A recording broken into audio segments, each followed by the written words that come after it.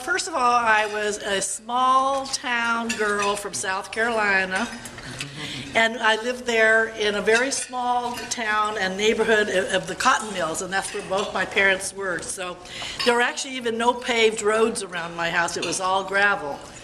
When my cousins down the street got a new bike, they had to share with us, and if we got something new, we had to share with them.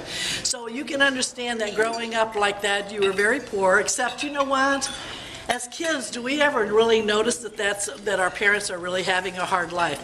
I don't think we'd even notice it. But anyways, our family moved to Chicago when I was 11 years old, and I think I got my work ethics from my mother. My mother worked a job all her life. She didn't have the luxury that I had, fortunately, as a stay-at-home mom with my kids when they were little. But education was a priority in our family. I was never allowed to have a part-time job except if I babysat for somebody's kids on the weekends. But my friends had jobs, and they had more money than me, and they could buy the clothes that I wanted. But she said, no, education is your job, and I was awarded in high school 2 academic scholarships. So that's how I got to go to college. So I give her a lot of credit for that. As Shelley said, I've been in the business for 29 years in this business, and I've had years of service since 1996 to organizations like the Women's Council of Realtors and the Orange County Association of Realtors, of which I was awarded the Realtor of the Year last year, so I was very proud of that. But I'm constantly having to build my skills and the relevant skills as the market changes. We have to embrace the technology that's available to us as realtors. And when Shelley asked me, well, what is your market area? And I said, Orange County. After being in the business for as long as I have, most of my business comes from referrals. So if referrals send me to Placentia with a buyer, or even Whittier with a buyer, or even South Orange County, I'm able to service them. So what I thought we'd talk about today in the brief time that I have is, let's talk pricing.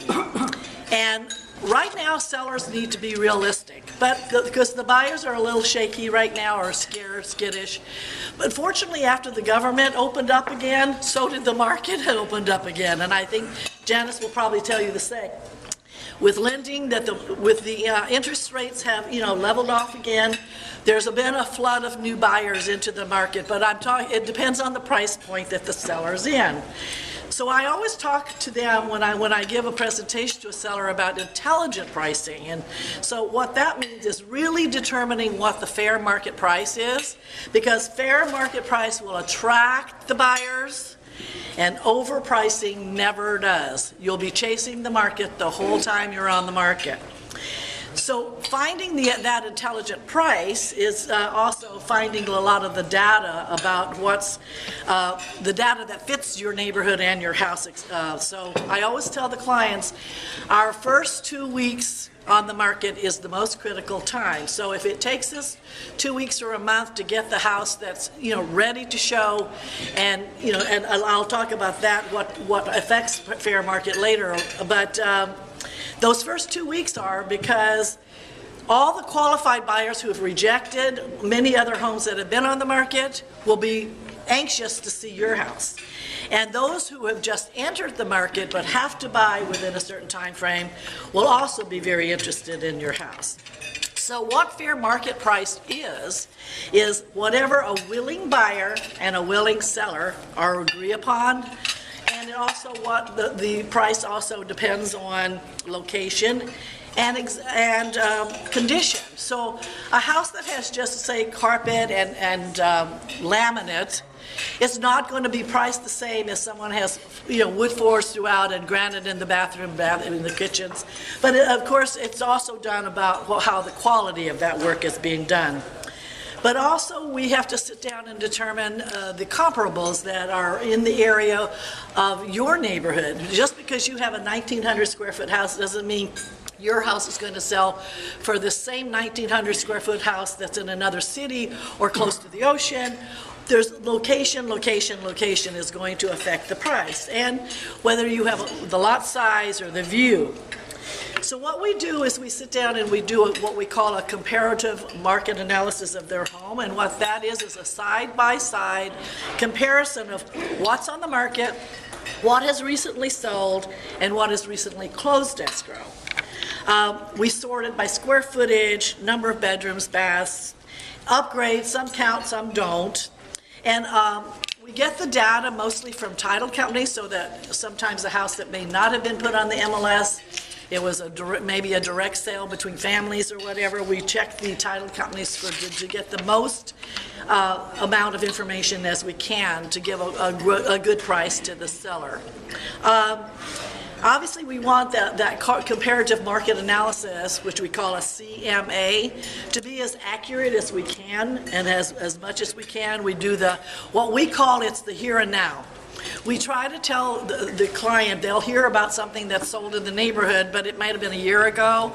They don't, time kind of fades in their memory, but they knew that the neighbor sold it for a house that was, not as nice as theirs, of course. No, the one that sold was never as nice as theirs, but we really try to search within the last 6 months to get a fair pricing of the house. So it's an ever-changing target, though, because as we're marketing the house, when something new comes up and there's a new sale, we just have to be aware of that. So by having a knowledgeable and a professional like I am that will help you navigate through all this data that you're going to be evaluating. So some of the things that are affecting the price is that a fair market price attracts more buyers than overpricing will ever do. You'll be just chasing the market. And I think preparation of the house is very important. As you price the house, you price the condition. If you need to do some upgrades, then we do those before we put it on the market. So fair market value is what a willing buyer and a willing seller are agreed to negotiate. So that's, and values are of course impacted by, the marketplace, what's going on in the economy, and of course location. Something that backs a major street is going to be not valued the same as something that's interior. So it really comes down to a very serious conversation with the seller about the reasons they need to sell to sometime impact what you're going to ask as far as the pricing.